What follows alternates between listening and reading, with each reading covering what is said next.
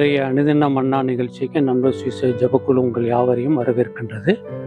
வசனம் சங்கீதம் 34வது அதிகாரம் 14வது வசனம்.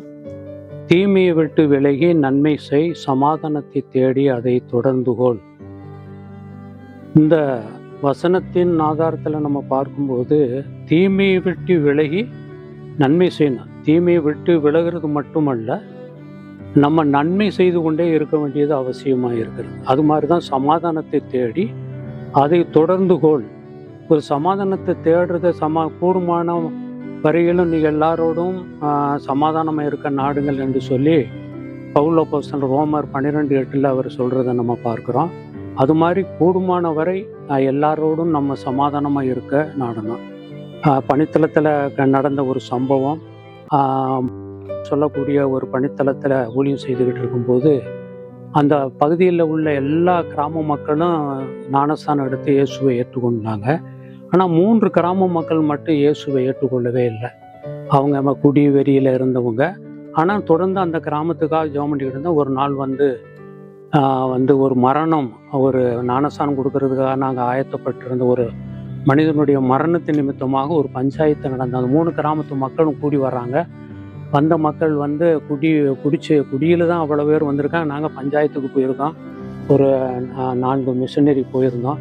ஆனால் பஞ்சாயத்தில் எங்களை அந்த 3 கிராமத்து மக்களும் அடிக்கிறதுக்கு ஆயத்தமாக வந்திருந்தாங்க. ஏன்னா எல்லா கிராம மக்கள் அந்த பகுதியில் இருக்கக்கூடிய மாவட்ட மக்கள்லாம் கிறிஸ்துவை ஏற்றுக்கொண்டதுனால. ஆனால் அது அந்த மக்களுக்கு எப்படி நாங்கள் அதை தொடர்ந்து ஜெபம் பண்ணிட்டு வந்தோம். எப்படியும் அந்த தீமை குடி வெறியிலிருந்து அவங்க விடுதலை பெற்று இயேசுவை ஏற்றுக்கொள்ளணும் அப்படின்னு நோக்கத்தோடு ஜெபமிட்டோம். தான் அது மாதிரி இந்த பஞ்சாயத்தில் அவங்க தீமையான விதத்தில் அவர்கள் வந்தாலும் கூட நாங்கள் அதை குறித்தது இல்லை. அவங்க குடிச்சு வரிச்சுட்டு வந்ததுனால நான் நீங்கள் 2000 ரூபா கொடுக்கலன்னா உங்களை என்ன செஞ்சுருவோம், உங்களை எல்லாரையும் நாங்கள் வெட்டி கொண்டுருவோம் அப்படின்னு சொன்னாங்க. அப்போ 2 மிஷினரியை பக்கத்து நாங்கள் தங்கியிருந்த இடத்துக்கு அனுப்பி அங்கே அந்த 2000 ரூபா வாங்கி அவங்க கொடுத்த உடனே அவங்க போயிட்டாங்க. அவ்வளோதான். அதுக்கு பின்னாடி நாங்கள் தொடர்ந்து ஜெபம்னா இப்போ நாங்கள் போலீஸுக்கு போயிருக்கலாம். போனால் அந்த மக்களை மிரட்டி இருந்தாங்கன்னா நாம் அந்த 2000 ரூபா கொடுக்க வேண்டியிருக்கோம். ஆனால் ஆண்டவர் சொன்ன அந்த அன்பு நிமித்தமாக அவர்களுக்குள்ள அந்த சமாதானத்தை என்னில் உள்ள சமாதானம், ஒருவன் கொடுக்கக்கூடாத ஒரு சமாதானத்தை அவங்களுக்கு கொடுக்கணும் அப்படிங்கிறதுக்காக நாங்கள் அதை அவங்க பொறுமையாக இருந்ததனுடைய விளைவாக அந்த கொஞ்ச நாள்லேயே அந்த 3 கிராம மக்களும் இயேசுவை ஏற்றுக்கொண்டாங்க.